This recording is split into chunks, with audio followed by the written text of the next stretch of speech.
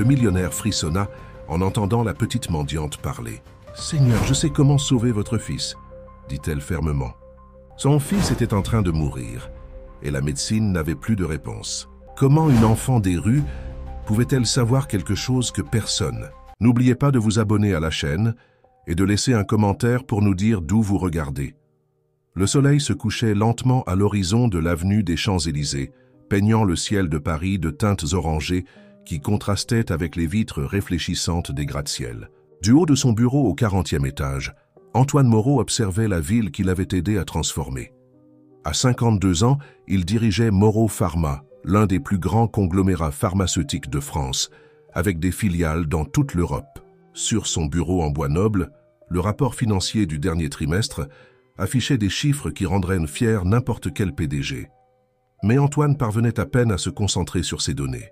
Son téléphone vibra de nouveau. C'était Marine, son ex-femme, qui appelait pour la 3e fois cet après-midi. « Salut Marine », répondit-il en se frottant les yeux fatigués. « Antoine, le médecin vient d'appeler. Il veut nous voir demain matin. Il dit qu'il a les résultats des derniers examens de Mathieu. » Un silence pesant s'installa entre eux. Mathieu, leur fils unique, était hospitalisé depuis 3 semaines à l'hôpital américain après une série d'infections inexplicables. « Je serai là à 7 heures, » répondit-il avant de raccrocher. Antoine desserra sa cravate et se servit un doigt de whisky. Le liquide ambré tournoya dans le verre, l'hypnotisant momentanément. Il se rappela l'époque où Mathieu était petit et courait dans la maison, les bras écartés, faisant semblant d'être un avion. « Regarde, papa, je vole !» Ces moments étaient devenus de plus en plus rares à mesure que son empire grandissait et que ses heures au bureau se multipliaient. Le lendemain matin, le docteur Richard Alberti, spécialiste en immunologie, reçut Antoine et Marine dans son cabinet décoré de diplômes et de certifications internationales.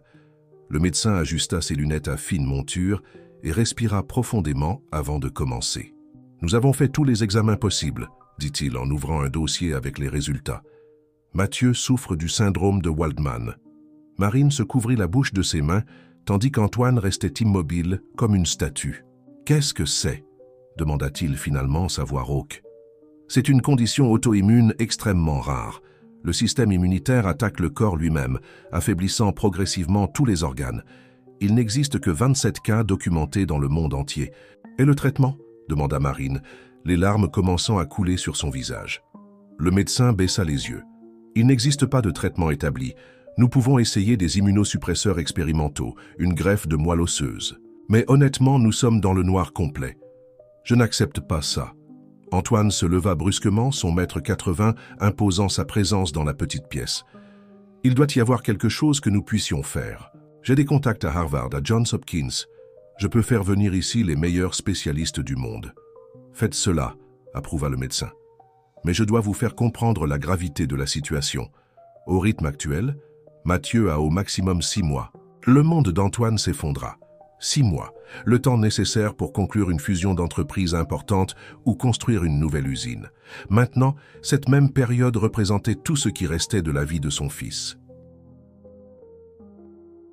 Dans les 17 semaines qui suivirent, la suite présidentielle de l'hôpital américain se transforma en un centre d'opération médicale. Des spécialistes de 3 continents examinèrent Mathieu, proposèrent des traitements expérimentaux, discutèrent des possibilités. L'argent coulait à flot, mais les résultats ne se manifestaient pas. L'adolescent, autrefois athlétique et plein de vie, dépérissait chaque jour. Par un après-midi particulièrement difficile, alors que Mathieu dormait sédaté par les médicaments, Denise Vasseur, l'assistante personnelle d'Antoine depuis plus d'une décennie, entra silencieusement dans la chambre. Elle apportait un dossier rouge portant le sceau confidentiel de l'entreprise. « Monsieur Moreau, excusez-moi de vous interrompre, mais j'ai pensé que vous devriez voir ceci immédiatement. » Antoine prit le dossier et commença à lire le rapport. Au fur et à mesure qu'il avançait dans les pages, son visage pâlissait. C'était un document interne de la division de recherche de Moreau Pharma, daté d'il y a 10 ans, détaillant les tests d'un médicament expérimental appelé MF357. Le médicament promettait de traiter les allergies infantiles et avait été testé cliniquement dans plusieurs villes de province en France. « D'où vient ça ?» demanda-t-il, la voix tremblante. Édouard Saunier du département juridique l'a trouvé lors d'un audit de routine. il a pensé que c'était pertinent, compte tenu de l'état de Mathieu. Les pages suivantes contenaient quelque chose de troublant. Des rapports d'effets secondaires graves chez certains participants à l'étude, y compris des anomalies immunologiques similaires au premier stade du syndrome de Waldman. Le projet avait été abandonné et les données archivées, mais le plus choquant venait à la fin. Une liste des participants à l'étude et parmi eux, le nom de Mathieu Moreau, alors âgé de seulement 6 ans. Antoine sentit le sol se dérober sous ses pieds. Comment est-ce possible? Je n'ai jamais autorisé mon fils à participer à une étude clinique. Denise hésita. Monsieur, selon le rapport, l'autorisation a été signée par Madame Marine. Apparemment, Mathieu a eu une grave crise allergique lors d'un voyage à Lyon quand vous étiez à une conférence à l'étranger. Le médecin local a recommandé le traitement expérimental. Antoine regarda son fils endormi, connecté à des machines qui émettaient des bips rythmés. La terrible vérité commençait à se former. La maladie qui consumait Mathieu pourrait avoir été causée par un médicament produit par sa propre entreprise. Ce soir-là, après une discussion angoissante avec Marine, qui confirma l'histoire les larmes aux yeux, Antoine quitta l'hôpital sans destination. Il marcha dans les rues illuminées de Paris, se sentant déconnecté du luxe et de l'agitation de la métropole. Sur les Champs-Élysées, il passa devant des restaurants remplis de familles souriantes, des cadres discutant affaires, des jeunes vivant le moment présent. Tout ce qu'il avait négligé dans son obsession de construire un empire. Ses pas le menèrent jusqu'au jardin des Tuileries, un petit havre de verdure enclavé au cœur financier de la ville. Il s'assit sur un banc isolé et pour la première fois depuis des années, Antoine Moreau pleura ouvertement, sans se soucier de qui pourrait le voir. Tout son argent, tout son pouvoir, toutes ses connexions, rien de tout cela ne pourrait sauver son fils. C'est alors qu'il entendit une voix. « Vous allez bien, monsieur ?» Antoine leva les yeux, honteux, et vit une fillette debout devant lui. Elle ne devait pas avoir plus de 12 ans, portait des vêtements usés et tenait un petit sac en tissu. Ses yeux, cependant, avaient un éclat intense, presque surnaturel. « Je vais, oui, » répondit-il, essuyant rapidement ses larmes. La fillette inclina la tête, l'étudiant. « Vous êtes cet homme riche à la télévision, n'est-ce pas? Le propriétaire de l'usine de médicaments. C'est bien moi, » confirma-t-il, surpris d'être reconnu par une enfant apparemment sans domicile. La fillette s'approcha davantage, comme si elle allait partager un secret. « Monsieur, je sais. Comment sauver votre fils ?» Antoine se raidit sur le banc du parc, son corps se figeant comme s'il avait reçu un choc. Il fixa la fillette avec un mélange d'étonnement et de méfiance. « Comment sais-tu pour mon fils ?» questionna-t-il, la voix basse et tendue. La fille ne se laissa pas intimider. Ses pieds nus s'agitaient nerveusement sur le sol terreux du parc, mais ses yeux restaient fixés sur les siens, avec une intensité déconcertante. « Je m'appelle Rachel, » dit-elle, ignorant la question. « J'habite là-bas, dans le quartier de la Courneuve. » Elle pointa vaguement en direction du nord-est de la ville. « Et je sais que votre fils n'a pas besoin de quitter ce monde. Il existe une autre voie, une que ces médecins en blouse, blanche ignorent. » Antoine se leva, passant sa main sur son visage. C'était la dernière chose dont il avait besoin, être abordé par une enfant des rues, tentant une sorte d'escroquerie émotionnelle. Il sortit son portefeuille et lui tendit quelques billets. « Écoute, prends ça et rentre chez toi. Il est déjà tard pour qu'une fille de ton âge soit seule dans la rue. » Rachel regarda l'argent avec désintérêt. « Je ne veux pas de votre argent, monsieur Antoine. Je veux aider votre Mathieu. » Elle prononça son nom avec naturel comme si elle le connaissait. « Je sais que les médecins ont dit qu'il souffre du syndrome de Waldman et qu'il n'y a pas de remède. Je sais aussi que c'est à cause d'un médicament que votre entreprise a testé il y a 10 ans. » Un frisson parcourut l'échine d'Antoine. Comment cette fillette connaissait-elle des détails qu'il venait lui-même de découvrir quelques heures auparavant? Il regarda autour de lui, cherchant des caméras ou tout signe indiquant qu'il était victime d'une machination. « Qui t'a envoyé ici? Est-ce quelqu'un de la presse ou de la concurrence ?» Rachel secoua la tête, patiente, comme si elle avait affaire à un enfant têtu. « Personne ne m'a envoyé. Je suis ici parce que je dois y être. » Elle ouvrit le petit sac qu'elle portait et en sortit une boîte en bois sculptée de symboles qui semblaient celtiques. « Ceci est pour vous. » Réticent, Antoine prit la boîte. Elle était étonnamment lourde pour sa taille. En l'ouvrant, il trouva un petit parchemin jauni et un cristal qui émettait une légère lueur bleuâtre. même dans l'obscurité du parc. « Qu'est-ce que c'est ? Une carte et une clé, répondit-elle, énigmatique. La carte mène au guérisseur dans les montagnes des Alpes. La clé, eh bien, vous découvrirez quand vous y arriverez. » Antoine déplia le parchemin. Il contenait une carte rudimentaire avec des marques indiquant un chemin jusqu'à un point dans les montagnes, près de la frontière franco-italienne. Il y avait des coordonnées géographiques écrites à la main et le nom d'un petit village, Val des Hérons. « Écoute, j'apprécie l'intention, mais je n'ai pas le temps pour les énigmes ou les superstitions. Mon fils a besoin de science, de vrais médecins. » Rachel sourit tristement. Les mêmes médecins qui l'ont déjà abandonné, les mêmes scientifiques qui ont créé la maladie qui le consume. Elle pointa vers le parchemin.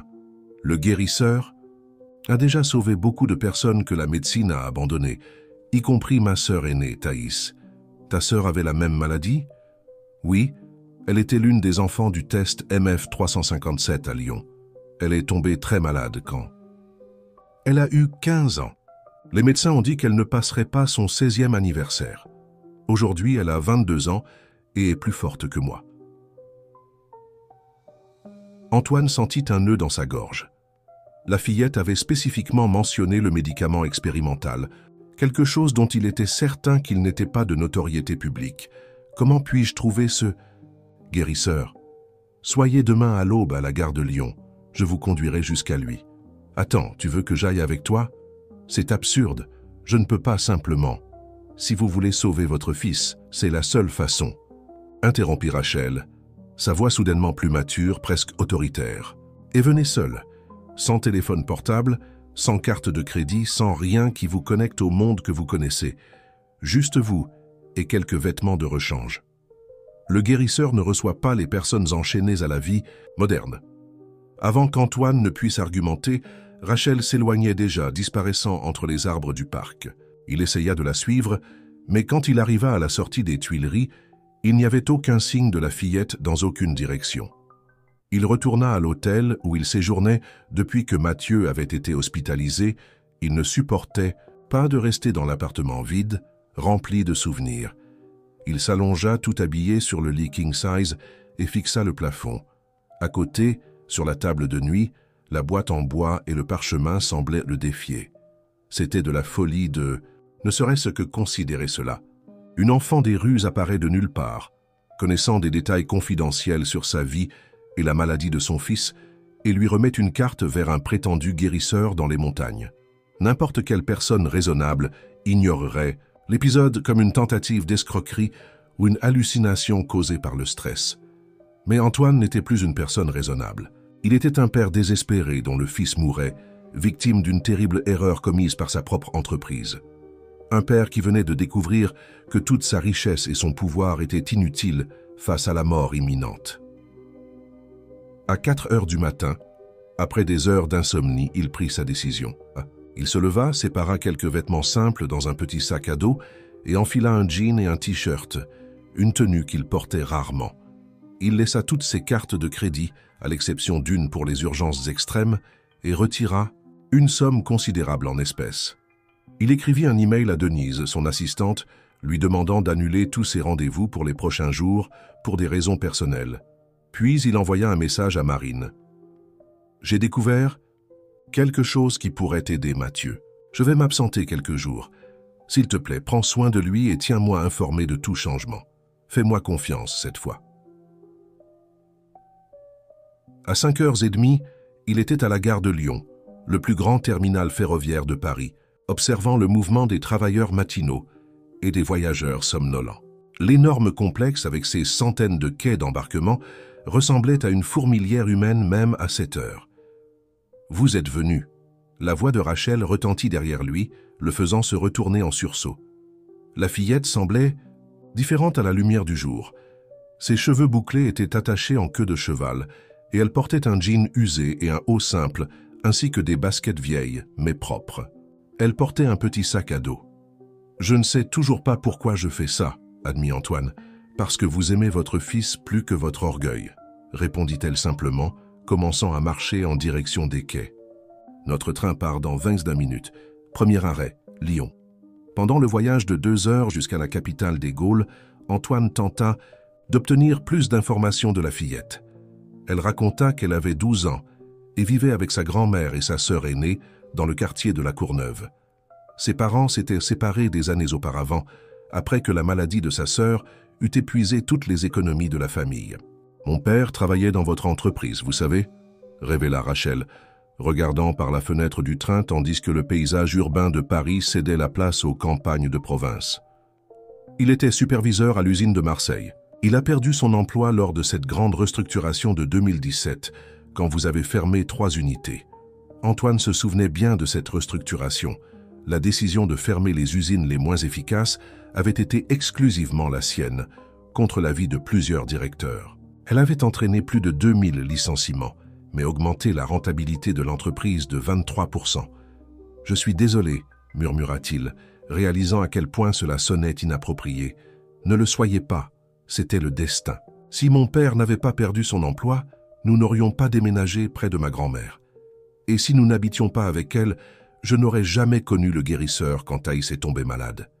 Et si je n'avais pas connu le guérisseur, je ne serais pas ici pour vous aider à sauver votre fils. » La logique était étrange, mais Antoine ne put argumenter contre elle. À Lyon, ils changèrent de train pour une ligne qui se dirigeait vers l'est de la France. Le second train était beaucoup plus simple que le premier, avec des sièges usés et une climatisation intermittente. Rachel semblait parfaitement à l'aise, tandis qu'Antoine, habitué aux jets privés et aux limousines, s'ajustait inconfortablement à l'espace étroit. Après 4 heures de voyage supplémentaires, ils descendirent dans une petite ville appelée Chambéry. De là, ils prirent un bus local encore plus petit, presque une navette, qui les déposa au bout du monde. Val-des-Hérons, un village de pas plus de 1000 habitants, niché entre des montagnes verdoyantes. L'endroit avait une seule rue principale, avec de petits commerces des 2 côtés, quelques rues résidentielles et une place centrale avec une église. Il semblait s'être arrêté dans le temps, des décennies auparavant. « Nous passerons la nuit ici », annonça Rachel, le guidant vers une auberge simple à l'entrée du village. « Demain, nous commencerons l'ascension de la montagne à l'aube. » L'auberge était tenue par un couple de personnes âgées qui accueillirent Rachel comme s'ils la connaissaient déjà. La chambre n'avait que le strict minimum, un lit, une armoire ancienne et une salle de bain propre, mais désuète. Rien du luxe auquel Antoine était habitué. Pendant le dîner servi dans la petite salle à manger de l'auberge, Antoine observa la fillette interagir naturellement avec les propriétaires et les quelques autres clients. Elle semblait avoir le don de mettre les gens à l'aise, de s'adapter à n'importe quel environnement. « Comment une fille de ton âge en sait-elle autant sur le monde ?» demanda-t-il, alors qu'ils terminaient leur repas simple mais savoureux. Rachel sourit, un sourire qui n'appartenait pas à une enfant de 12 ans. « Certaines personnes vivent 100 ans et ne quittent jamais le même endroit. D'autres vivent peu, mais parcourent 1000 chemins, répondit-elle énigmatiquement. Reposez-vous bien, Antoine. Demain, le chemin sera long et plein d'épreuves. Cette nuit-là, seul dans la chambre simple de l'auberge, Antoine remit en question à plusieurs reprises sa santé mentale. Il avait abandonné son poste de PDG d'une multinationale pour suivre une enfant des rues jusqu'à un village des Alpes, à la recherche d'un guérisseur mystique. Si quelqu'un lui avait raconté une histoire pareille, il aurait ri et recommandé un bon psychiatre. Et pourtant, quelque chose en lui savait qu'il était sur le bon chemin. Pour la première fois depuis le diagnostic de Mathieu, il ressentait une lueur d'espoir. Il prit le cristal bleuté que Rachel lui avait donné et l'observa à la lumière de la lune qui entrait par la fenêtre. Pendant un instant, il sembla pulser comme un petit cœur dans sa main. Il s'endormit en tenant le cristal et rêva de forêts anciennes où les arbres chuchotaient des secrets et les rivières reflétaient des visions du passé et du futur. Le ciel affichait encore des teintes pourpres lorsqu'Antoine fut réveillé par de légers coups à sa porte. Il ouvrit les yeux, momentanément confus par l'environnement simple qui l'entourait, si différent de la suite présidentielle de l'hôtel à Paris. La réalité le frappa comme une douche froide. Son fils était mourant, et il était au milieu de nulle part, suivant le conseil d'une enfant. « Vous êtes réveillé ?» La voix de Rachel résonna de l'autre côté de la porte. « Nous devons partir, avant que le soleil ne soit haut. » Après un petit déjeuner simple de pain fait maison, de fromage local et de café fort, ils firent leurs adieux au propriétaire de l'auberge. La vieille dame remit à Rachel un paquet de tissus. Ce sont des gâteaux à la farine de maïs et un peu de saucisson. Le sentier est long, vous aurez besoin d'énergie. » Ils quittèrent le petit village par un chemin de terre qui serpentait entre les pâturages et se transformait bientôt en un sentier étroit qui pénétrait dans la végétation dense des Alpes préservée sur les pentes de la montagne. Rachel marchait avec l'aisance de quelqu'un qui connaissait chaque pierre du chemin, tandis qu'Antoine, malgré sa routine de 3 séances de gym par semaine, sentait rapidement son corps protester contre la montée abrupte. « Combien de temps allons-nous marcher ?» demanda-t-il après 1 heure de randonnée. « Jusqu'à ce que nous arrivions, » répondit-elle simplement, sans ralentir le pas. Le guérisseur ne vit pas dans un endroit que l'on atteint en regardant sa montre. À mesure qu'il montait, la végétation changeait subtilement. Les arbres semblaient plus anciens, leurs troncs noueux tordus en forme presque humaine. Des plantes qu'Antoine n'avait jamais vues poussaient en abondance, certaines avec des fleurs aux couleurs vives qui semblaient briller même à l'ombre de la forêt. Cette région est connue par les peuples d'origine comme la terre des rêves vivants, expliqua Rachel, remarquant son regard curieux. On dit que la frontière entre ce monde et d'autres est plus mince ici. C'est pourquoi le guérisseur a choisi cet endroit. Tu crois vraiment à ça? La fillette s'arrêta et le fixa avec ses yeux qui semblaient beaucoup plus vieux que son corps. Croyez-vous que des chiffres sur un écran d'ordinateur peuvent acheter le bonheur, que des médicaments synthétiques créés en laboratoire peuvent remplacer la sagesse de la nature? Défia-t-elle. Nous avons tous nos croyances, Antoine. La différence est que certaines nous connectent à la vie, tandis que d'autres nous enchaînent à l'illusion. L'homme d'affaires ne sut comment répondre. Ils continuèrent à marcher en silence, tandis qu'ils réfléchissaient aux paroles de la fillette. C'était troublant d'être confronté de cette manière par quelqu'un de si jeune. À midi, ils s'arrêtèrent pour se reposer près d'un ruisseau cristallin.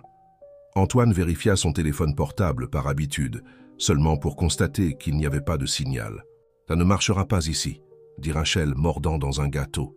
« Et même si ça marchait, vous avez promis de laisser le monde extérieur. Je voulais juste voir si Marine avait envoyé des nouvelles de Mathieu. » Le visage de la fillette s'adoucit. « Il est stable, ni mieux ni pire. Nous avons encore du temps. »« Comment le sais-tu » Elle se contenta de sourire et continua à manger. Après une brève pause, ils reprirent la marche. Le sentier était maintenant encore plus escarpé, et dans certaines sections, Antoine devait utiliser ses mains pour s'appuyer sur les rochers. Le paysage devenait de plus en plus surréaliste. Dans une clairière, ils trouvèrent un cercle parfait de champignons rouges.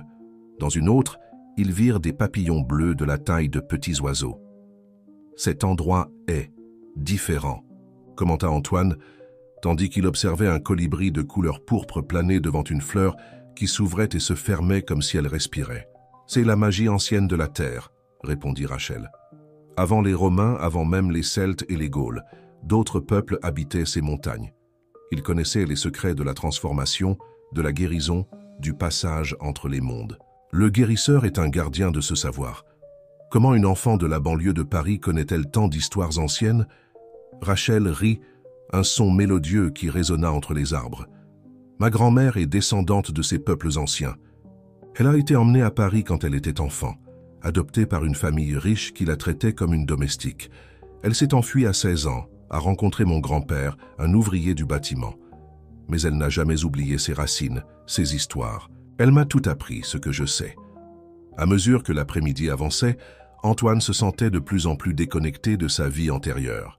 C'était comme si à chaque pas dans la montagne, une couche de son identité d'exécutif implacable se détachait, révélant quelque chose de plus profond, plus authentique. Ils s'arrêtèrent à nouveau quand le soleil commençait à se coucher. Rachel indiqua une petite grotte dans le flanc de la montagne. « Nous passerons la nuit ici. Il n'est pas prudent de marcher en montagne après la tombée de la nuit. » « Pourquoi? Des animaux sauvages ?» La fillette le regarda sérieusement. « Ce ne sont pas les animaux que vous devez craindre ici, mais les esprits qui errent dans l'obscurité. Ils ne sont pas tous bienveillants, utilisant des branches. » Sèche, Rachel alluma un petit feu à l'entrée de la grotte. L'intérieur était étonnamment sec et confortable, avec le sol recouvert d'une sorte de mousse douce. Les parois présentaient des peintures anciennes, figures humanoïdes à têtes d'animaux, symboles géométriques complexes, spirales qui semblaient bouger à la lumière vacillante du feu. Ce sont des registres des anciens, expliqua-t-elle, remarquant son intérêt. Des histoires de comment ils sont venus des étoiles, de comment ils ont appris à guérir avec des plantes et des cristaux, de comment certains sont retournés au ciel, tandis que d'autres sont restés pour protéger la terre. Hein, ça ressemble à de la mythologie celte. Toute mythologie contient des vérités que la science ne comprend pas encore, répondit Rachel, distribuant le reste de la nourriture entre eux. Comment pensez-vous que les peuples anciens ont découvert les propriétés médicinales de milliers de plantes, par essai et erreur, ou parce qu'il y avait un savoir plus profond qui était transmis? Pendant qu'ils mangeaient, Antoine sentit une inquiétude croissante. « Rachel, je dois te demander quelque chose qui me préoccupe depuis le début. Comment savais-tu pour mon fils? Comment savais-tu pour sa maladie, pour le médicament expérimental?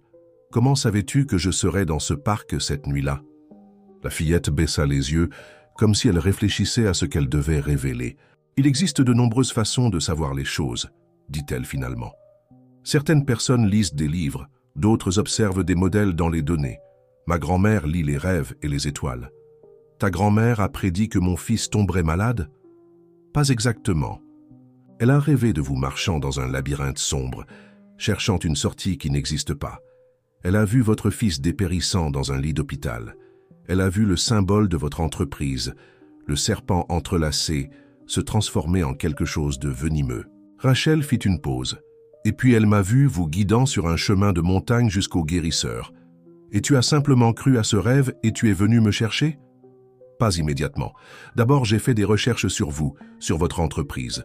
J'ai découvert les tests du MF357 par hasard, quand j'enquêtais sur la maladie de ma sœur. J'ai trouvé un groupe de soutien en ligne pour les familles touchées par des conditions rares, et il y avait d'autres cas similaires à celui de Thaïs. Tous avaient une chose en commun. Ils avaient participé au test de ce médicament. Alors c'était juste. Une coïncidence? Rachel sourit énigmatiquement. Je ne crois pas aux coïncidences, Antoine. Je crois au destin entrelacé. Ce que vous appelez hasard, j'appelle cela un dessein. Elle remua le feu avec un bâton.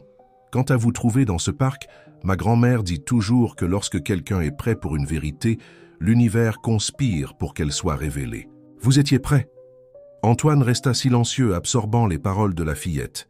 Une partie de lui, l'exécutif rationnel formé dans les meilleures écoles de commerce, voulait tout rejeter comme de la superstition. Mais une autre partie, peut-être le père désespéré, ou peut-être quelque chose de plus profond et d'ancien en lui, reconnaissait une vérité dans ses paroles. « Et le cristal » demanda-t-il, sortant l'objet de sa poche. À la lumière du feu, il émettait une lueur encore plus intense, pulsant doucement, comme s'il possédait une vie propre. « C'est une pierre de lune », expliqua Rachel. « On dit qu'elle a été apportée des étoiles par les anciens. Elle a le pouvoir d'amplifier les intentions et d'ouvrir des portails entre les mondes. Le guérisseur me l'a donnée quand Thaïs était malade. Maintenant, elle est à vous. Que dois-je en faire? La garder près de votre cœur. Quand vous serez devant le guérisseur, elle montrera votre véritable intention. Si vous venez uniquement par désespoir ou égoïsme, elle restera froide. Mais si votre cœur est ouvert à la véritable transformation, elle brillera comme jamais. » Le silence de la nuit les enveloppa, interrompu seulement par le crépitement du feu et les sons lointains de la forêt. Antoine contempla le cristal dans sa main, sentant son poids et l'étrange vibration qui en émanait. Il pensa à Mathieu, seul à l'hôpital, connecté à des machines. Il pensa à toutes les décisions qu'il avait prises au cours de sa vie, privilégiant la croissance de son empire au détriment des relations personnelles. « Rachel, penses-tu que je mérite d'être aidé ?» demanda-t-il soudainement. « Après tout ce que mon entreprise a causé, des vies qui ont été affectées, y compris celles de ta famille. » La fillette l'étudia avec ses yeux anciens. « Personne ne mérite rien dans ce monde, Antoine. Il ne s'agit pas de mériter ou non. Il s'agit d'apprendre, d'évoluer, de se transformer. Votre fils n'est pas tombé, malade pour vous punir, mais peut-être pour vous éveiller. » Elle s'installa sur la mousse douce. « Maintenant, reposez-vous. Demain, nous arriverons au sanctuaire du guérisseur et vous aurez besoin de toute votre force. » Antoine se réveilla en sursaut, avec la sensation que quelqu'un l'observait. La grotte était enveloppée d'ombre, le feu réduit à des braises presque éteintes. Rachel dormait tranquillement de l'autre côté, enroulée dans une fine couverture. Il regarda vers l'entrée de la grotte et son cœur se figea. Une grande Silhouette élancée se tenait là, parfaitement immobile, comme si elle faisait partie du rocher.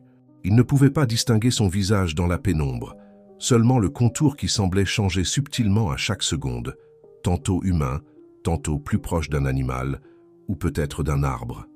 Il voulut crier, mais sa voix resta coincée dans sa gorge.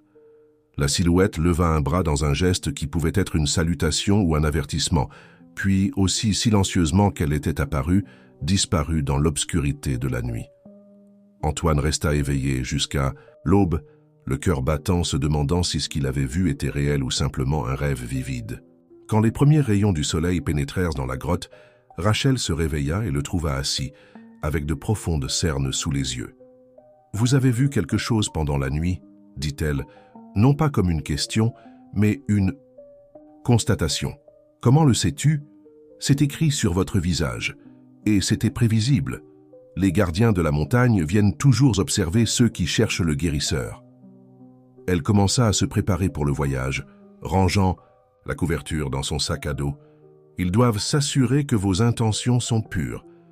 Et s'ils concluent qu'elles ne le sont pas, le regard de Rachel fut sa seule réponse, et Antoine préféra ne pas insister sur la question. Après un petit déjeuner frugal avec les derniers fruits qu'ils avaient apportés, ils reprirent l'ascension. Le sentier était maintenant encore plus primitif, par endroits presque inexistants. La végétation environnante semblait changer constamment. Des plantes qu'Antoine n'avait jamais vues auparavant apparaissaient et disparaissaient au fur et à mesure qu'ils avançaient. Dans une clairière, ils trouvèrent un arbre colossal, dont le tronc aurait nécessité 10 adultes se tenant la main pour être entourés. « La Grande-Mère », murmura Rachel, faisant une révérence. Elle était ici avant que les premiers humains ne foulent ces terres. On dit que ses racines touchent le centre de la terre et que ses branches les plus hautes frôlent les étoiles. Antoine observa l'arbre gigantesque, impressionné malgré son scepticisme. Il y avait quelque chose dans la présence de cet être vivant millénaire qui inspirait la révérence. En regardant vers le haut, essayant de voir le sommet qui disparaissait dans la brume, il eut une étrange sensation de vertige, comme s'il était tiré vers un autre lieu, un autre temps. « Ne vous perdez pas dans les visions de la Grande-Mère », avertit Rachel, le tirant par le bras. Beaucoup de voyageurs se sont laissés enchanter et ne sont jamais revenus. Ils continuèrent à marcher autour de l'arbre géant, et Antoine remarqua que le tronc était couvert de symboles gravés, similaires à ceux qu'il avait vus sur les parois de la grotte. « Ce sont des registres laissés par ceux qui sont venus avant nous, » expliqua la fillette. « Chaque marque raconte une histoire, un secret, une guérison. Ils semblent avoir été faits il y a des siècles. Certains, oui. D'autres sont nouveaux. La connaissance reste vivante, Antoine. Il y a toujours eu des gardiens. Il y en aura toujours. » Laissant la Grande-Mère derrière eux, le sentier devint plus escarpé. À plusieurs endroits, ils durent escalader des rochers abrupts. Les mains d'Antoine, habituées seulement à signer des documents et à utiliser des claviers, furent bientôt coupées et douloureuses. Rachel, percevant son inconfort, s'arrêta et sortit de son sac un petit flacon contenant un onguent verdâtre. « Appliquez ceci. C'est fait avec la sève de l'arbre de sang et du miel sauvage. Ça cicatrise rapidement. » L'homme d'affaires appliqua l'onguent avec scepticisme, mais à sa grande surprise, la brûlure diminua instantanément et les coupures semblaient moins profondes. À midi, ils atteignirent un plateau élevé d'où ils pouvaient voir la vallée en contrebas et les montagnes alentours. L'air était raréfié et pur, chargé de l'arôme d'herbes sauvages. Une légère brume planait sur les élévations les plus lointaines, donnant au paysage un aspect presque mythique. « Nous approchons », annonça Rachel. « Le sanctuaire du guérisseur se trouve juste après cette formation rocheuse. Il vit seul, ici haut. » Il n'est pas seul. Les esprits de la montagne l'accompagnent. Et de temps en temps, des personnes comme moi lui rendent visite, apportant des nouvelles du monde d'en bas ou cherchant du savoir. Ils traversèrent le plateau et contournèrent la formation rocheuse que la fillette avait indiquée. Antoine sentit un frisson parcourir son échine quand il vit ce qui les attendait. Dans un renfoncement naturel de la montagne, protégé des vents par de hauts rochers, il y avait une construction qui semblait à la fois ancienne et intemporelle, une structure circulaire faite de pierres parfaitement ajustées, avec un toit conique couvert de végétation vivante, comme si la forêt elle-même avait poussé pour former un abri. Autour de la construction principale, plusieurs cercles de pierre formaient de petits jardins où poussaient des plantes médicinales de toutes les couleurs et formes. Un ruisseau cristallin naissait d'une fissure dans la roche et serpentait entre les jardins avant de disparaître dans une autre fissure. Des papillons, des colibris et divers insectes bourdonnaient entre les fleurs, créant une symphonie naturelle. « Le temple de la guérison », dit Rachel avec révérence. Les pierres de la base ont été posées par les premiers gardiens il y a plus de 5000 ans. Chaque génération a ajouté quelque chose. Alors qu'il s'approchait, Antoine remarqua que le cristal dans sa poche avait commencé à pulser plus fortement, émettant une lueur bleuâtre qui était visible même à travers le tissu. En même temps, il sentit une présence, la même qu'il avait détectée dans la grotte pendant la nuit. La porte du temple, une ouverture arquée sans aucune structure visible pour la fermer, était orientée vers l'est, captant les rayons du soleil de l'après-midi. De l'intérieur émergea une silhouette qui fit Antoine s'arrêter brusquement. L'homme, si tant est qu'on puisse l'appeler simplement un homme, avait une stature imposante, d'au moins 2 mètres de haut. Sa peau avait une teinte dorée, qui semblait reluire sous la lumière du soleil, et ses longs cheveux argentés étaient tressés avec de petites plumes et des perles colorées. Il portait une tunique simple en tissu naturel, mais quelque chose dans sa posture transmettait une dignité au-delà de tout vêtement. Le plus troublant, cependant, c'étaient ses yeux, d'un vert si intense et profond qu'il semblait contenir des forêts entières, et avec des pupilles verticales comme celles d'un félin. Ses yeux se fixèrent sur Antoine avec une intensité qui le fit se sentir exposé, comme si chaque pensée, chaque secret, chaque peur qu'il avait jamais eue était examinée et cataloguée. « Vous êtes enfin arrivé, Antoine Moreau », dit le guérisseur d'une voix à la fois grave et mélodieuse, avec un accent qui n'appartenait à aucune région que l'homme d'affaires connaissait. « Les vents de la montagne ont annoncé votre venue il y a plusieurs lunes. Comment connaissez-vous ?»« Mon nom ?» demanda Antoine, sa voix à peine plus qu'un murmure. L'être sourit, révélant des dents parfaites, presque lumineuses. « Je sais beaucoup de choses sur vous. Je sais que vous avez construit un empire sur des promesses de guérison, mais que vous faites maintenant face au véritable sens du mot.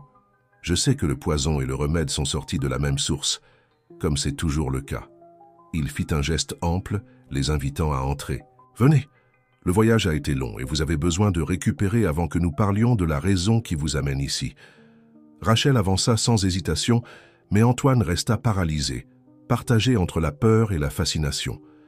Le cristal, dans sa poche, pulsait maintenant si intensément qu'il pouvait sentir sa chaleur contre sa peau. « Le cristal reconnaît son foyer, » dit le guérisseur, remarquant son hésitation. « Il a fait partie de cette montagne pendant des millénaires avant d'être envoyé pour vous trouver. Maintenant, il est revenu, vous ramenant avec lui. » L'intérieur du temple était étonnamment spacieux et lumineux. Le toit conique avait une ouverture centrale par où la lumière entrait, créant un faisceau qui se déplaçait sur le sol au fil de la journée, marquant les heures comme un cadran solaire.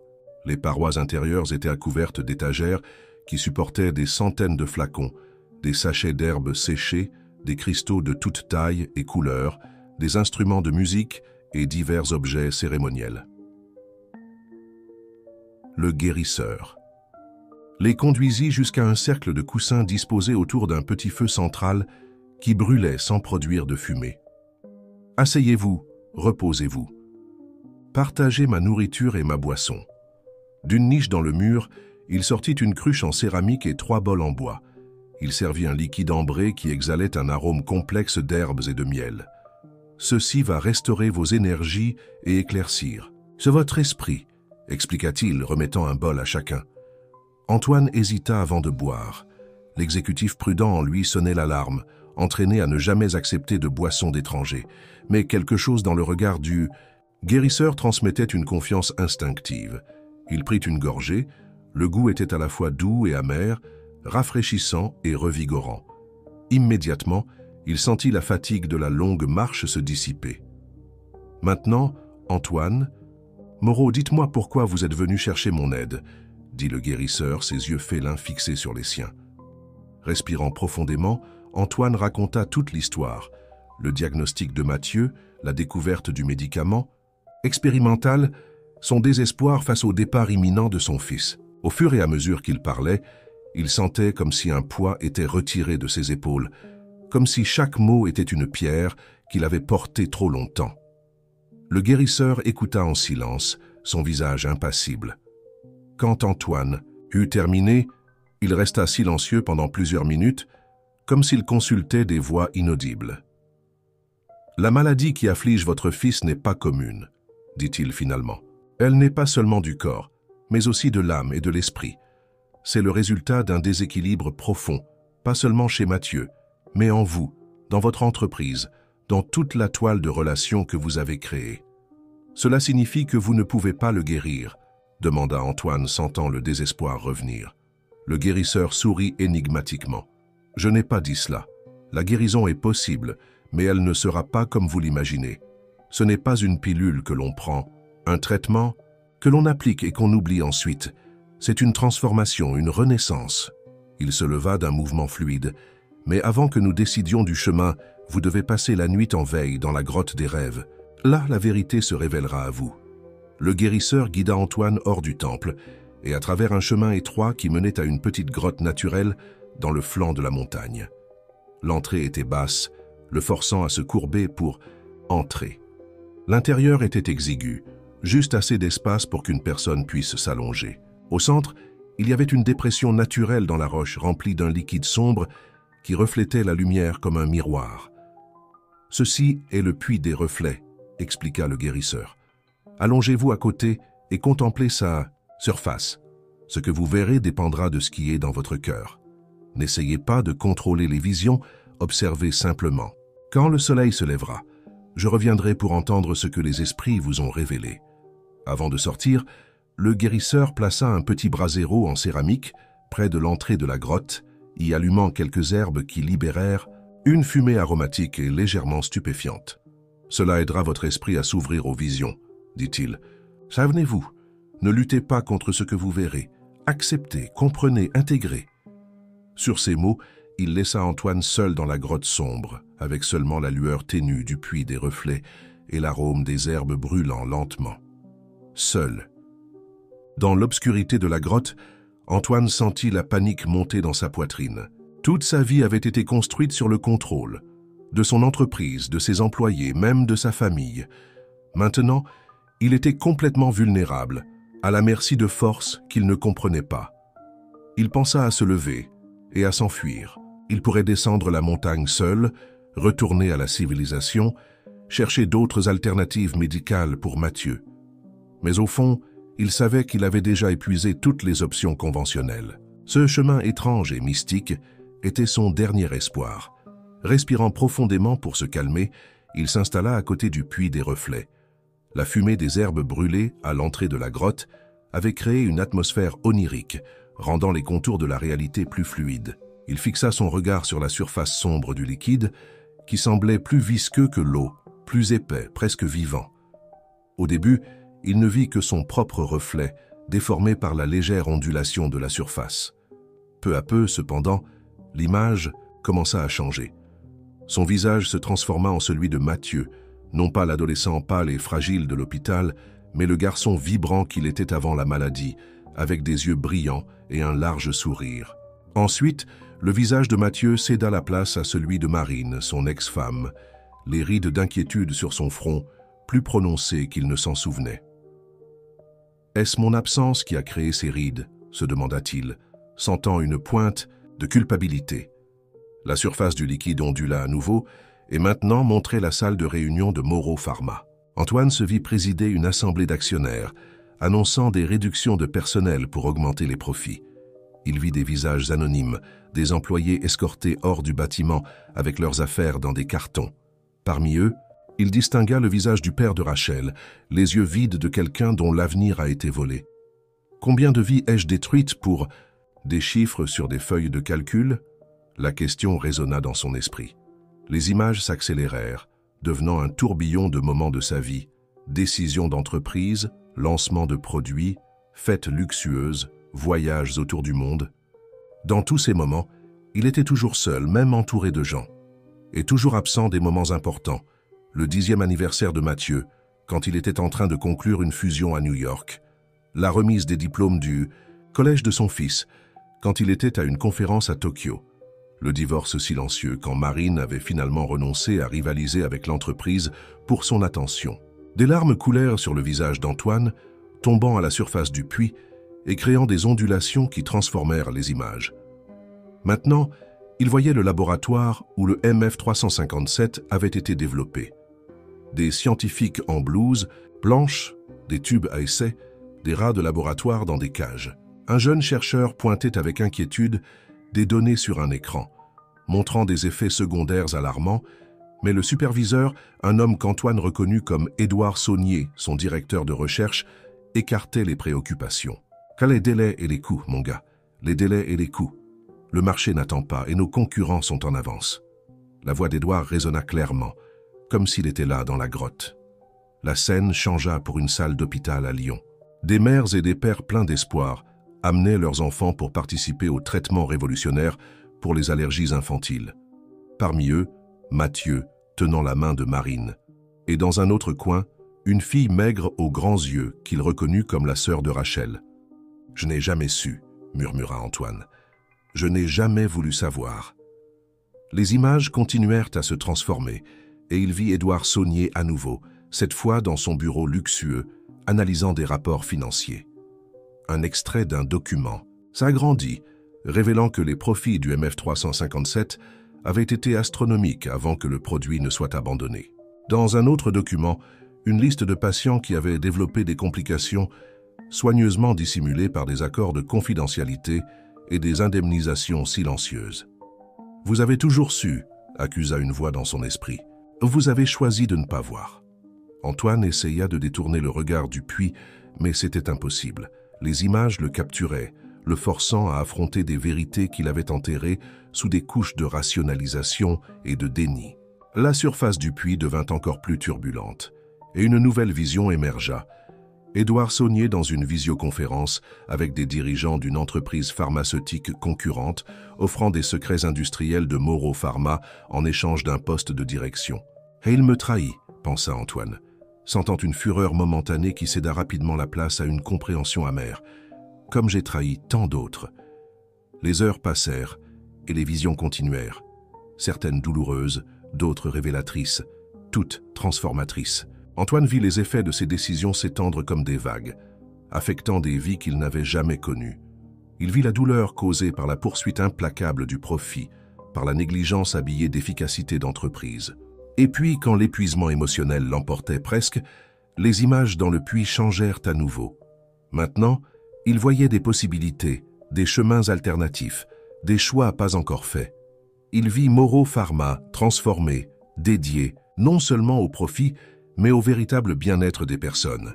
Il vit des laboratoires où l'éthique était aussi importante que l'efficacité, où les médicaments étaient développés avec soin et respect pour la vie humaine. Il vit Mathieu rétabli, fort à nouveau, travaillant à ses côtés. Non, pas comme un héritier réticent de l'Empire, mais comme un partenaire dans une mission de guérison authentique. Il vit Rachel et sa sœur Thaïs, non plus comme des victimes de son entreprise, mais comme des alliés sur un nouveau chemin.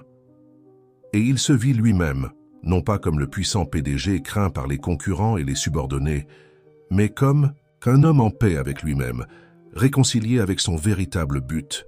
Quand les premiers rayons de soleil pénétrèrent par la petite ouverture dans la paroi de la grotte, Antoine était allongé sur le dos, regardant le plafond rocheux. Son visage était mouillé de larmes, mais il se sentait étrangement léger, comme si un fardeau immense avait été retiré. Le guérisseur entra silencieusement dans la grotte, ses yeux félins étudiant Antoine avec intérêt. « Vous avez vu ?» dit-il, non pas comme une question, mais une constatation. « J'ai tout vu », répondit Antoine, la voix rauque après une nuit sans eau. « J'ai vu ce que j'ai fait, ce que j'ai permis qu'on fasse. J'ai vu comment mon avidité a rendu mon fils malade. » Le guérisseur hocha lentement la tête. Le puits montre la vérité, mais pas pour punir, pour libérer. Il tendit la main pour aider Antoine à se lever. « Venez, il est temps de parler de la guérison. » De retour au temple. Circulaire, Rachel les attendait, assise tranquillement près du feu central. Elle regarda Antoine avec curiosité, remarquant le changement dans sa posture, dans la façon dont ses yeux voyaient maintenant le monde. Le guérisseur indiqua un coussin, et Antoine s'assit, sentant ses muscles protester après la nuit inconfortable. « La maladie de votre fils a des racines profondes », commença le guérisseur, préparant un thé avec des herbes fraîches cueillies dans ses jardins. Le MF 357 n'a été que le déclencheur de quelque chose qui était déjà latent dans son ADN, une vulnérabilité héritée de générations passées. Mais ce qui rend cette maladie encore plus complexe, c'est sa nature symbiotique. « Symbiotique ?» questionna Antoine. « Oui, l'état de Mathieu est lié au vôtre. Votre déséquilibre nourrit sa maladie, tout comme le déséquilibre de votre entreprise nourrit les maux de beaucoup d'autres. » Le guérisseur lui tendit un bol avec le thé fumant. « Pour guérir votre fils, vous devez vous guérir vous-même et guérir le monde que vous avez créé. La transformation doit être complète, ou elle ne sera pas durable. »« Je ferai n'importe quoi, » affirma Antoine, tenant le bol entre ses mains. « Dites-moi ce que je dois faire. » L'être mystique sourit, un sourire à la fois gentil et ancien. « D'abord, buvez le thé. Il éclaircit l'esprit et renforce la détermination. » Antoine obéit, sentant le liquide chaud descendre dans sa gorge, répandant une chaleur revigorante dans tout son corps. Le goût était amer mais pas désagréable. « La guérison pour Mathieu existe, » continua le guérisseur. « Ce n'est pas une potion magique, mais une combinaison de sagesse ancienne et de compréhension moderne. Ce que vous voyez ici, » il fit un geste ample, indiquant les flacons et les herbes autour. Ce sont des remèdes que la forêt offre librement, si nous savons demander avec respect. Le guérisseur se leva d'un mouvement gracieux et marcha jusqu'à une étagère d'où il retira un flacon de cristal contenant un liquide opalescent qui semblait changer de couleur selon la lumière qui le frappait. « Ceci est l'élixir des 7 lunes, » expliqua-t-il, revenant au cercle. « Elle est préparée uniquement lorsque les 7 lunes de Jupiter sont visibles dans le ciel, ce qui arrive tous les 12 ans. Les herbes qui le composent ne poussent que sur les pentes les plus hautes de cette montagne, baignées par la lumière stellaire non filtrée. » Il plaça le flacon dans les mains d'Antoine, qui sentit une vibration subtile émanant du liquide. « Cet élixir régénérera le système immunitaire de Mathieu, inversant les dommages causés par le MF 357. 3 gouttes, 3 fois par jour, directement sous la langue, pendant 7 jours. Le 7e jour, à l'heure du coucher du soleil, il sera guéri. » Antoine tenait le flacon comme s'il s'agissait du plus précieux des trésors. « Merci, » murmura-t-il, la voix tremblante. « Je ne sais pas comment vous remercier. » Le guérisseur leva la main, l'interrompant. « Ne me remerciez pas encore. Il y a une condition. » Antoine sentit son cœur se serrer. Il y avait toujours des conditions dans les accords importants. La guérison physique de Mathieu ne sera complète et permanente que si vous remplissez votre part du pacte de transformation. Et quelle est cette part? Le guérisseur se pencha en avant, ses yeux félins fixés sur ceux d'Antoine, pénétrant jusqu'à son âme. Vous devez transformer complètement votre entreprise. Pas de petits changements cosmétiques, pas de dons de charité pour apaiser votre conscience. Une révolution authentique dans son objectif et ses pratiques. Les médicaments que vous produisez ne peuvent plus être des outils de profit, mais des instruments de guérison véritables. Les tests ne peuvent plus être menés dans l'ombre, mais à la lumière de l'éthique la plus rigoureuse. Antoine sentit le poids de cette condition. Cela signifierait affronter le conseil d'administration, les actionnaires, toute la culture d'entreprise qu'il avait lui-même créée. Cela pourrait lui coûter le contrôle de l'entreprise, peut-être même sa fortune personnelle. « Et si j'échoue ?» demanda-t-il, la voix basse. « Et si je ne parviens pas à changer Moro Pharma ?» Le guérisseur l'étudia avec un regard compatissant, mais ferme. « Alors la guérison ne sera pas complète. La maladie pourrait revenir non seulement pour Mathieu, mais pour d'autres que vous aimez. Le déséquilibre cherche toujours à se manifester, Antoine. S'il n'est pas corrigé à la racine, il trouvera de nouveaux chemins. » Rachel, qui était restée silencieuse jusque-là, parla doucement. « Ma sœur était presque guérie quand notre famille a déménagé à Paris. Mais là, mon père a commencé à travailler dans votre usine, où étaient produits des produits qu'il ne comprenait même pas. Après qu'il a été licencié, la maladie de Thaïs est revenue. C'est alors que ma grand-mère nous a ramenés près de la montagne, et le guérisseur nous a aidés à nouveau. » Antoine absorba cette information, voyant comment tout était interconnecté, comment chacune de ses décisions avait créé des ondulations qui avaient affecté des vies éloignées de la sienne. Il y a autre chose que vous devez savoir, continua le guérisseur, son ton encore plus sérieux. Il y a des années, j'ai reçu une vision de votre arrivée. J'ai vu que votre transformation ne serait pas importante seulement pour votre fils, mais pour des milliers d'autres personnes. Le chemin que vous choisirez façonnera l'avenir de la médecine dans votre pays. Pourquoi moi? Questionna Antoine. Pourquoi mon entreprise? Parce que vous êtes à l'épicentre d'une toile de possibilités. Votre empire pharmaceutique est suffisamment vaste pour créer un changement systémique. Et parce que, malgré tout ce que vous avez vu dans le puits des reflets, il y a encore de la bonté dans votre cœur. Le guérisseur sourit légèrement. La montagne n'aurait pas permis votre arrivée s'il n'en était pas ainsi. Antoine regarda le flacon dans ses mains, puis Rachel, et finalement de nouveau le guérisseur. Il pensa à Mathieu, seul dans son lit d'hôpital. Il pensa à tous les autres enfants qui pourraient en souffrir à cause des erreurs de son entreprise. Et il pensa à l'homme qu'il était devenu, non pas le leader visionnaire qu'il croyait être, mais quelqu'un qui avait sacrifié son humanité sur l'autel du succès d'entreprise. « J'accepte la condition », dit-il finalement, sentant les mots sortir non seulement de sa bouche mais de son cœur. « Je transformerai Moro Pharma. J'en ferai une force pour le bien, quoi qu'il en coûte. » Le guérisseur hocha la tête, satisfait. « Votre chemin ne sera pas facile. Il y aura ceux qui résisteront au changement, qui tenteront de préserver l'ancien système. Soyez prêts à affronter des adversaires, y compris au sein de votre propre entreprise. » Édouard Saunier, murmura Antoine, se souvenant de la vision dans le puits.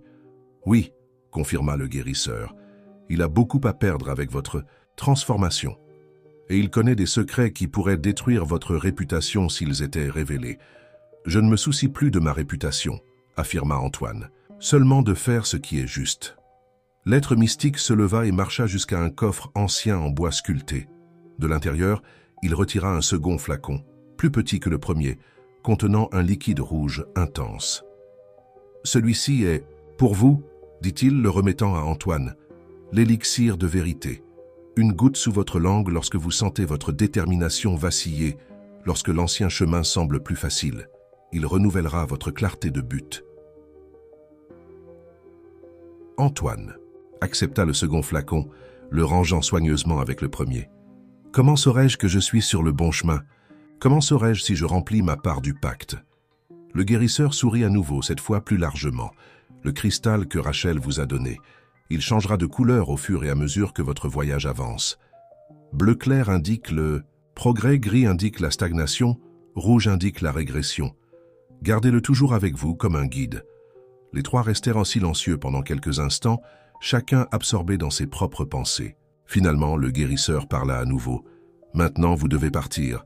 Le chemin du retour est long et Mathieu vous attend. »« Vous ne viendrez pas avec nous ?» demanda Antoine. « Ma place est ici, sur la montagne, mais je vous observerai, et si vous avez vraiment besoin, vous saurez comment me retrouver. » Avant qu'il ne quitte le temple, le guérisseur toucha légèrement le front d'Antoine du bout des doigts. « Souvenez-vous toujours, la véritable guérison commence de l'intérieur vers l'extérieur. D'abord vous, ensuite votre fils, puis le monde que vous avez créé. La descente de la montagne fut plus rapide que la montée, comme si la nature elle-même les aidait dans leur retour.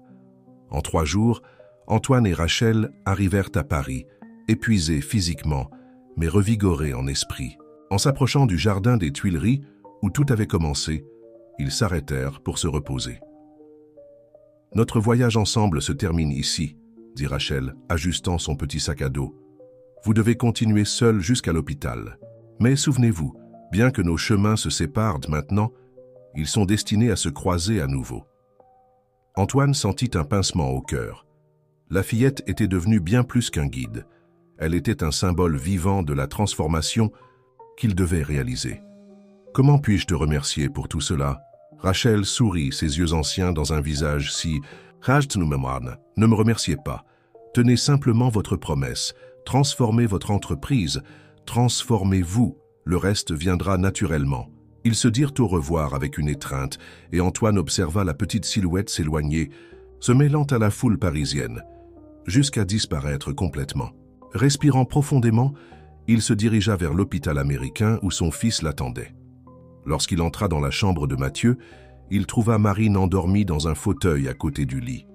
L'adolescent était éveillé, regardant par la fenêtre, son corps si fragile qu'il semblait presque translucide sous la lumière du soleil de l'après-midi. « Papa !»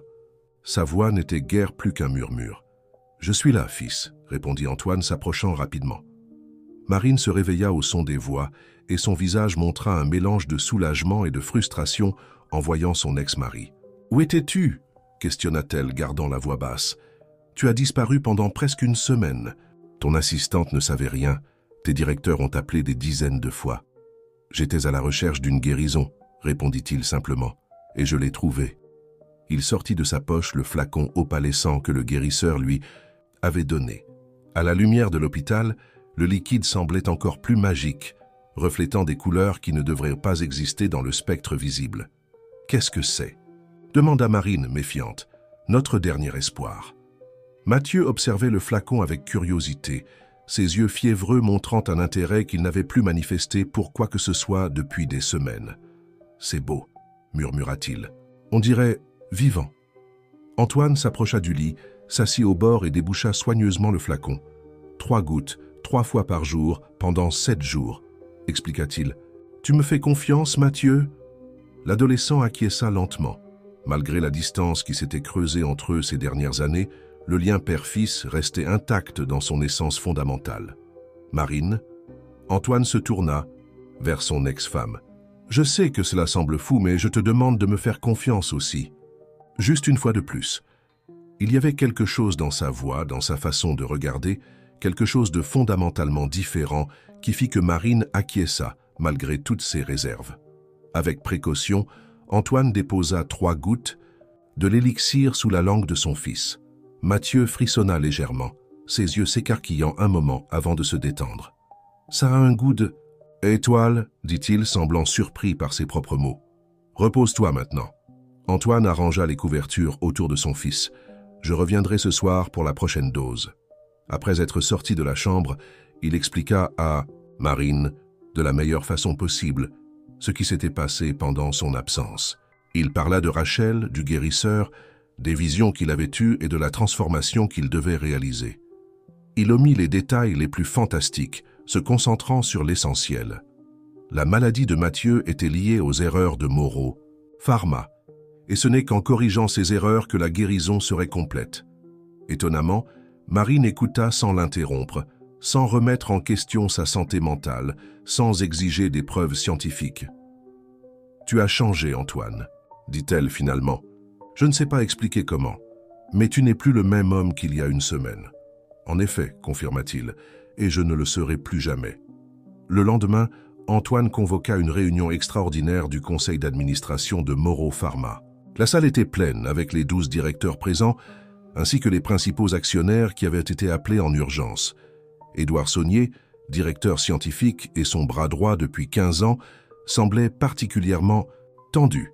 « Mesdames et messieurs, » commença Antoine debout à la tête de la longue table de réunion, « je vous ai tous convoqués pour annoncer quelques changements fondamentaux dans notre entreprise. » Il respira profondément, sentant le poids du cristal bleu dans sa poche, ainsi que celui du flacon rouge de l'élixir de vérité, dont il avait pris une goutte avant d'entrer dans la salle. Moreau Pharma, à partir d'aujourd'hui, ne sera plus seulement une entreprise pharmaceutique traditionnelle. Nous commençons une transformation complète de notre modèle d'affaires, de notre éthique d'entreprise et de notre objectif fondamental. Un murmure parcourut la salle. Les visages autour de la table montrèrent de la confusion, du scepticisme et, dans certains cas, de l'alarme. Premièrement, continua-t-il, sa voix ferme, nous établissons un fonds de compensation pour toutes les victimes des faits, secondaire de nos médicaments, en commençant par le MF357. Chaque famille affectée recevra non seulement une indemnisation financière, mais aussi un traitement médical à vie. Édouard Saunier s'agita inconfortablement sur sa chaise. Deuxièmement, nous transformons notre division de recherche. À partir de maintenant, 50% de nos ressources seront destinées aux médicaments pour les maladies négligées, celles qui affectent principalement les populations démunies. Les autres 50% resteront consacrés à nos produits commerciaux, mais avec un nouveau code d'éthique qui dépasse les exigences légales. Charles Dumoulin, représentant des plus grands actionnaires, se leva brusquement. C'est absurde, Antoine. Vous ne pouvez pas prendre des décisions de cette ampleur unilatéralement. Nos actionnaires, interrompit Antoine, sa voix calme mais ferme, auront deux options. Accompagner cette transformation en comprenant que la rentabilité continuera, bien qu'avec des marges plus faibles à court terme, ou vendre leurs actions. Je suis disposé à acheter personnellement la participation de tout actionnaire insatisfait. La salle explosa en protestation. Antoine laissa les gens parler, exprimer leur indignation et leurs préoccupations. Quand le tumulte commença à se calmer, il poursuivit. Troisièmement, nous commençons dès aujourd'hui un audit indépendant de tous nos protocoles d'essais cliniques des 20 dernières années. Toute irrégularité trouvée sera immédiatement rendue publique et les responsables seront écartés. Les yeux d'Édouard Saunier se rétrécirent. Vous avez perdu la tête, Antoine. Cela détruira l'entreprise? Non, Édouard. Cela sauvera l'entreprise. Cela sauvera notre âme d'entreprise. Antoine le regarda directement. Et peut-être, si nous avons de la chance, cela sauvera aussi quelques vies. La réunion se poursuivit pendant des heures, avec des arguments passionnés, des menaces de poursuites judiciaires, des prédictions apocalyptiques de faillite imminente. Mais Antoine resta inébranlable. Quand elle se termina finalement, la moitié du conseil avait démissionné, y compris Édouard Saunier, qui sortit en claquant la porte et en jurant vengeance. Dans les jours qui suivirent, Antoine partagea son temps entre l'hôpital, où il administrait fidèlement l'élixir à Mathieu, et l'entreprise où il mettait en œuvre les changements promis. Chaque jour, il observait avec joie les signes d'amélioration chez son fils, ses joues reprenant des couleurs, son appétit revenant progressivement, ses yeux retrouvant l'éclat de la jeunesse. Le troisième jour, Mathieu réussit à s'asseoir, dans son lit sans aide. Le quatrième, il demanda à manger quelque chose de différent de l'insipide nourriture d'hôpital. Le cinquième, il se leva et marcha jusqu'à la fenêtre, observant la ville avec un sourire. Pendant ce temps, chez Moreau Pharma, la révolution avançait entre résistance et soutien inattendu. De jeunes scientifiques, auparavant réduits au silence par la hiérarchie rigide, émergèrent avec des propositions innovantes pour des médicaments plus accessibles. D'anciens employés, qui avaient perdu leur enthousiasme au milieu de la bureaucratie d'entreprise, retrouvèrent un sens à leur travail. Le sixième jour, le conflit qu'Antoine redoutait se matérialisa finalement. Édouard Saunier accorda une interview explosive à l'un des principaux journaux économiques, révélant de prétendues irrégularités fiscales chez Moreau Pharma et accusant Antoine de sabotage d'entreprise. La valeur des actions s'effondra et des rumeurs selon lesquelles Antoine souffrait d'une sorte d'effondrement mental commencèrent à circuler.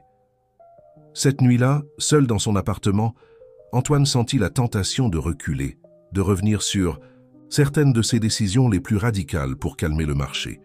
C'est alors qu'il remarqua que le cristal dans sa poche avait pris une teinte grisâtre. Se souvenant de l'avertissement du guérisseur, il prit sans hésiter une goutte de l'élixir de vérité. La clarté revint instantanément. Il comprit que c'était exactement le type d'épreuve que le guérisseur avait prévu. C'était le moment de rester ferme, non de vaciller. Au matin du 7e jour, Antoine se réveilla avec un appel de Marine. « Antoine, viens vite !» Sa voix était tremblante, mais pas de peur.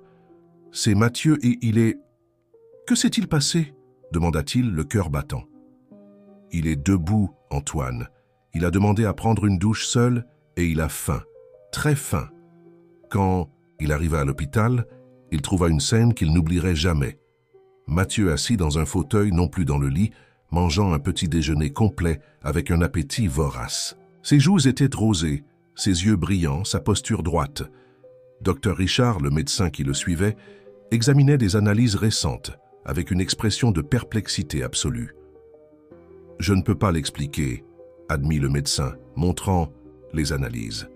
Son système immunitaire semble se régénérer à une vitesse impossible. La numération cellulaire est presque normale. L'inflammation a disparu. Les organes fonctionnent parfaitement. Antoine sourit, sentant des larmes dans ses yeux. Certaines guérisons ne peuvent pas être expliquées par la science actuelle, docteur, seulement acceptées avec gratitude. Cet après-midi-là, alors que père et fils discutaient avec animation de projets futurs pour la première fois depuis des années, la porte de la chambre s'ouvrit, révélant une visiteuse inattendue, Rachel, accompagné par une jeune femme qu'Antoine reconnut immédiatement comme Thaïs, sa sœur aînée. « Nous sommes venus voir comment va le patient », annonça Rachel, entrant avec le naturel de quelqu'un qui était attendu. Mathieu regarda la fillette avec curiosité. « Tu es Rachel? Mon père m'a parlé de toi, de comment tu l'as aidé à trouver mon remède. »« C'est bien moi, » confirma-t-elle, s'approchant du lit. « Et voici ma sœur, Thaïs. Elle a traversé la même chose que toi il y a quelques années. » Thaïs, une jolie jeune femme de 22 ans, affichant santé et vitalité dans chaque mouvement, sourit à Mathieu. « Je sais exactement ce que tu ressens maintenant, » dit-elle. « C'est comme renaître, n'est-ce pas ?» Pendant que les jeunes discutaient, Antoine attira Rachel dans un coin de la chambre. « Comment as-tu su que c'était le bon moment pour venir ?» Elle sourit de son sourire énigmatique. « Le guérisseur m'a prévenu. Il a dit que c'était l'heure de compléter le cercle. Le compléter comment ?» Rachel sortit de sa poche une petite enveloppe et la remit à Antoine. « Ce sont des graines des plantes que le guérisseur utilise pour préparer l'élixir des 7 lunes. Il a dit que vous sauriez quoi en faire. » Et il le savait. À cet instant même, il comprit que la prochaine étape de son voyage de transformation était de créer un centre de recherche sur les médicaments naturels au sein de Moro Pharma, en commençant par la culture de ces plantes rares pour que d'autres puissent bénéficier de leur pouvoir curatif. Dans les semaines qui suivirent, la tempête d'entreprise commença à se calmer. Les accusations d'Édouard Saunier se révélèrent sans fondement et sa propre conduite douteuse durant le développement du MF357 fut mise au jour lors de l'audit indépendant. La crise des actions s'inversa progressivement à mesure que des investisseurs plus alignés avec la nouvelle vision de l'entreprise commencèrent à acquérir des participations. Plus important encore, les familles affectées par le MF357 commencèrent à recevoir un traitement spécialisé, y compris l'élixir des 7 lunes, désormais produit dans une serre spéciale construite au siège de l'entreprise sous la supervision directe d'Antoine. 3 mois après le voyage à la montagne, Antoine était dans son nouveau bureau, plus petit et plus simple que le précédent, quand il reçut une visite inattendue.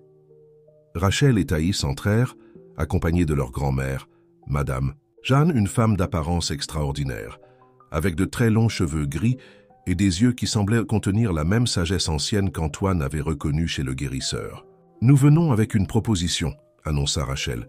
« Ma grand-mère a des connaissances en médecine traditionnelle qui pourraient compléter votre nouvelle division de recherche naturelle. Et Thaïs vient d'être acceptée à la faculté de pharmacie. Elle pourrait être le pont entre les deux mondes. » Cet après-midi-là, en signant les contrats qui feraient de Madame Jeanne une consultante spéciale et de Thaïs une stagiaire boursière, Antoine sentit le cristal dans sa poche pulser avec une lueur bleue intense. Il sourit, comprenant que le cercle de transformation initié sur la montagne s'étendait exactement comme le guérisseur l'avait prédit.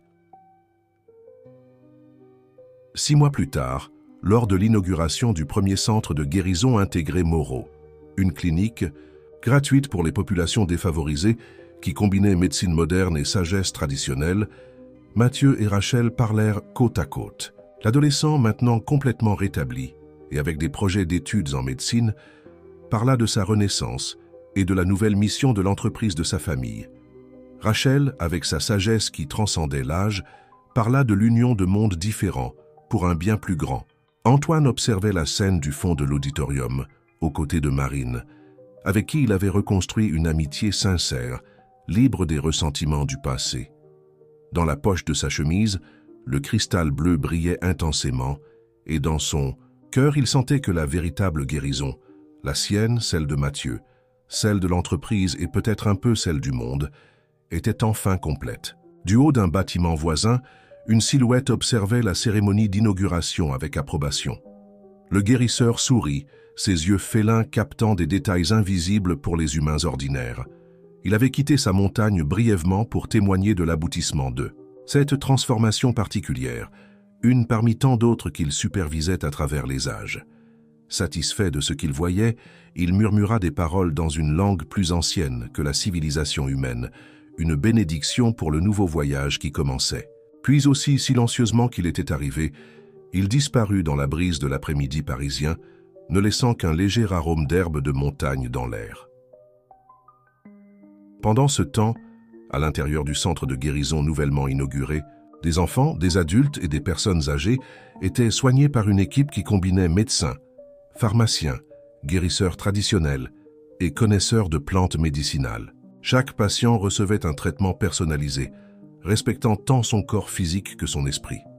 Et sur les étagères de médicaments du centre, entre produits modernes et préparations traditionnelles, des flacons de cristal contenant un liquide opalescent attendaient ceux qui avaient besoin de quelque chose de plus que la science conventionnelle pouvait offrir. Une touche de magie ancienne, un rappel que la véritable guérison commence toujours de l'intérieur vers l'extérieur.